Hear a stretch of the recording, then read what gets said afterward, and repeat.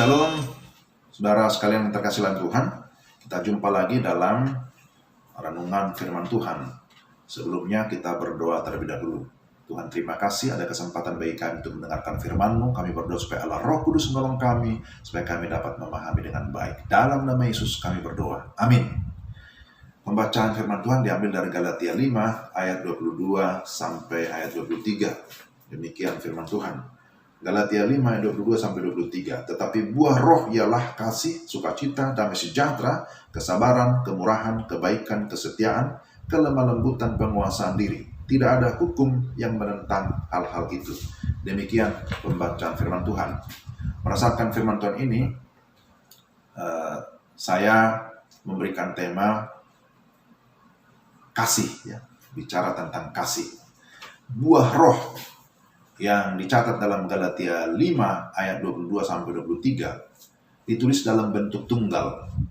Jadi kita cukup menyebutnya sebagai buah roh, bukan buah-buah roh. Buah roh itu tunggal atau satu, tetapi memiliki 9 aspek atau 9 rasa. Ke-9 aspek itu adalah kasih, sukacita, damai sejahtera, kesabaran, kemurahan, kebaikan, kesetiaan, kelemah lembutan, dan penguasaan diri. Seorang teolog bernama John Stott pernah membagi 9 aspek ini ke dalam 3 bagian. 3 rasa yang pertama, kasih, sukacita, dan damai sejahtera merupakan karakter yang berhubungan dengan Allah. 3 rasa yang kedua, kesabaran, kemurahan, dan kebaikan merupakan karakter yang berhubungan dengan sesama manusia. Dan 3 rasa yang terakhir, kesetiaan, kelemah lembutan, dan penguasaan diri merupakan karakter yang berhubungan dengan diri sendiri. Demikianlah beliau membaginya. Sekalipun buah roh ada 9 aspek, namun sesungguhnya semuanya saling berkaitan dan tidak bisa dipisahkan satu dengan yang lain.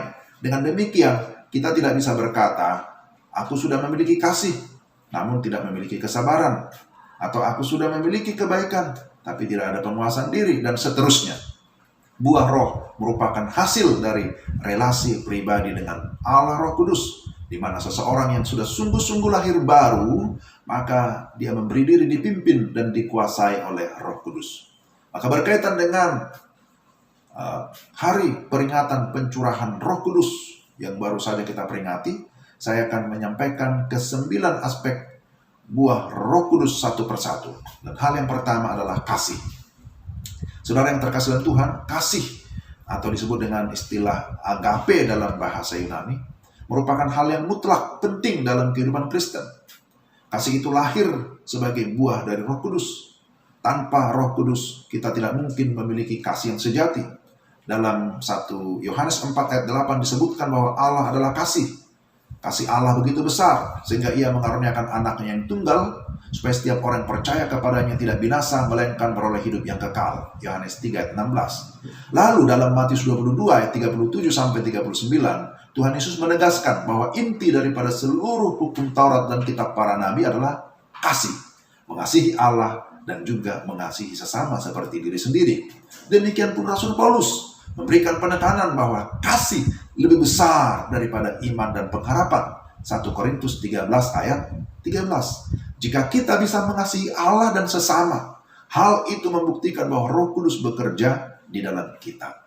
Yang kedua, kasih menjadi tanda apakah kita adalah orang Kristen sejati atau tidak.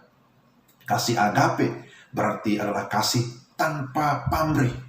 Kasih yang bersifat walaupun itu berarti kasih sejati tidak hanya berurusan dengan hal-hal yang menyenangkan, tetapi juga termasuk hal-hal yang tidak menyenangkan atau penderitaan.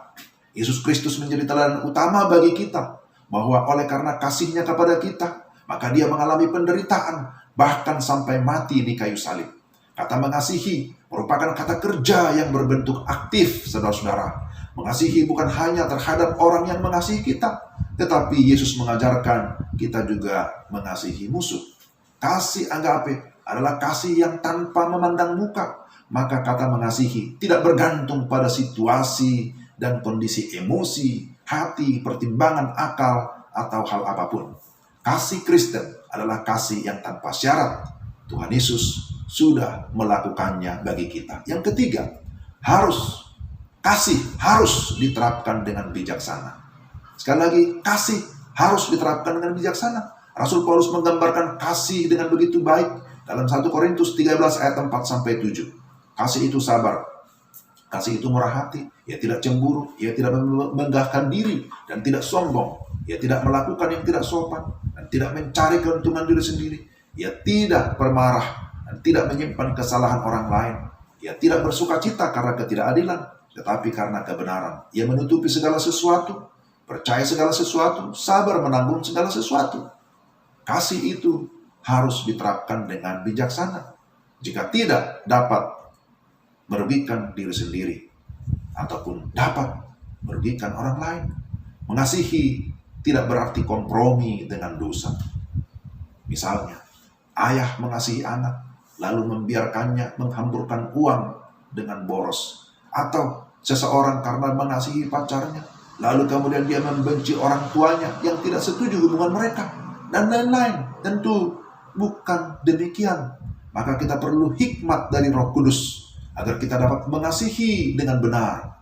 Kasih itu besar, tidak terbatas. Kasih juga melampaui pengetahuan kita.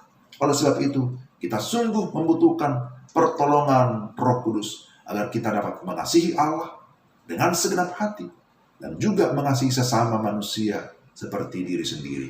Pertanyaannya, sudahkah saudara dan saya memiliki kasih yang sejati? Jika sudah, apakah saudara bersedia menerapkan dalam kehidupan sehari-hari? Kasih adalah buah roh yang harus terpancar keluar dari diri kita, sehingga hidup kita menjadi berkat bagi orang lain dan memuliakan Bapa di surga. Demikian renungan kita. Mari kita berdoa. Tuhan, terima kasih untuk renungan firman-Mu pada hari ini. Kami mohon sekali lagi supaya Allah Roh Kudus menolong kami, agar kami dapat mengingat, tetapi terlebih melakukan firman-Mu dalam hidup kami tiap-tiap hari. Dalam Kristus Yesus kami berdoa dan bersyukur. Amin. Demikian pendengar sekalian, renungan kita bicara tentang buah roh yang pertama, yaitu kasih. Tuhan memberkati kita sekalian. Shalom. Ajarilah kami ini saling mengasihi. Ajarilah kami ini saling mengampuni. Ajarilah kami ini kasih-Mu ya Tuhan. Kasih-Mu kudus tiada batasnya. Kasih pastilah